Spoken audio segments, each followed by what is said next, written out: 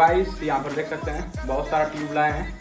इसका बनेगा guys tyre. आइए बताते हैं कैसे टायर बनेगा। तो इसको साइड में करते हैं और यहाँ पर देख सकते हैं जो है टायर रेडी है। बस इस पर से ग्रिप लगाना है। तो इसको जो है बीच में से जो है इसको फाड़ देंगे। उसके बाद से एक एक करके टायर चारों तरफ लगा देंगे। यहाँ पर देखिए ऐसे ही लगा देना है और ये काफ़ी हैवी टायर बन जाएगा। और ये बना रहे हैं हम लोग न्यू हॉलैंड के लिए, बुलडोजर के लिए। तो कमेंट कर दीजिए बुलडोजर